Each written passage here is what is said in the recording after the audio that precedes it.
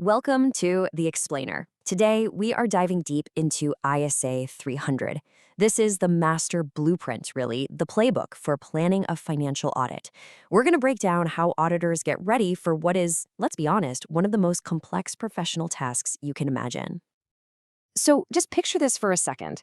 You've got a massive global company, right? Operations in dozens of countries, thousands of employees, complex transactions. How on earth does an auditor even begin to get their arms around that? Where do you possibly start to make sure nothing critical gets missed? Well, it all comes down to a really powerful two-part framework. The best way to think about it is like an architect building a skyscraper. You absolutely need that big picture blueprint, the overall vision, right? But you also need those super detailed construction plans that show where every single steel beam and electrical wire is supposed to go.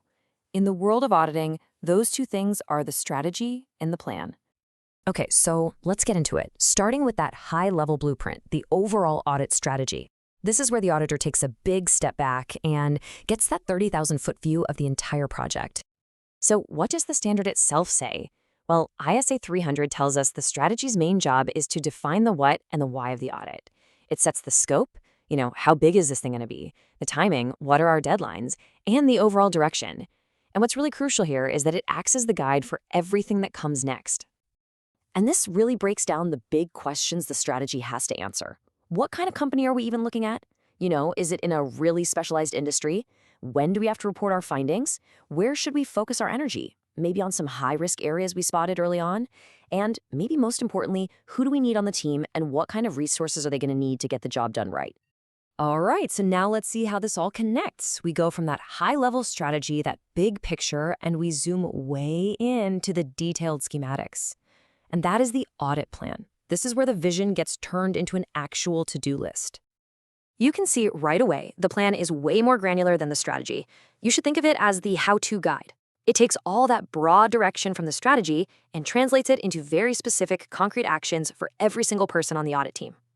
Yep, this is where we get into the real nuts and bolts. The plan lays out the specific procedures, exactly how the team is going to assess risk, what specific tests they're going to perform on different accounts, and of course, how all of that work is going to be managed and reviewed to make sure it's high quality. Now, we're at what might be the most important part of this whole explainer. These two documents, the strategy and the plan, they aren't created in a vacuum. They are a dynamic duo. They are a perfectly interconnected pair, and each one absolutely relies on the other to work properly. And this slide illustrates that relationship perfectly. You've got the strategy on the left, setting those high-level goals. That's your why and your what. It's all about the scope and the resources. Then the plan on the right responds directly to that by laying out the specific, detailed steps to actually achieve those goals. That's your how. See? One just can't work effectively without the other. And hey, you don't have to just take my word for it. The standard itself says it perfectly. Creating these two things are not separate sequential steps, It's not like finish step one, then start step two. No, they are deeply interconnected. A change in one often requires an immediate tweak in the other. This whole idea of them being so interconnected leads us to a final, really critical insight about audit planning. It is not static. You don't just write the plan, stick it on a shelf, and then cross your fingers and hope for the best. ISA 300 makes it crystal clear that planning isn't just a phase you finish at the beginning and then forget about. Not at all. It's an ongoing, iterative cycle that has to adapt as the audit moves forward and new information comes to light. And this cycle, when you see it laid out, it just makes perfect sense, right? You start with your best possible strategy and plan, but as you start doing the work, you might uncover an unexpected problem or realize a risk is way higher than you first thought.